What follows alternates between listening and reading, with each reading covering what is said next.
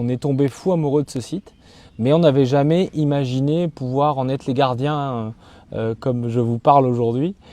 Niché en plein cœur de la vallée de la Vézère, le site troglodytique de la Madeleine dévoile 1000 ans d'histoire. Classé au patrimoine mondial de l'UNESCO, il est préservé par Louis Hamelin et sa famille.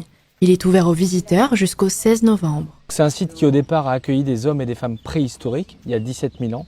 On les a appelés les Magdaléniens en référence au site de la Madeleine, ça vient de là. Et après au Moyen-Âge, il y a des paysans qui ont construit leur village qui s'autodéfend, qui est quasiment inaccessible. L'intérêt, c'était de pouvoir être vraiment en sécurité dans ces falaises.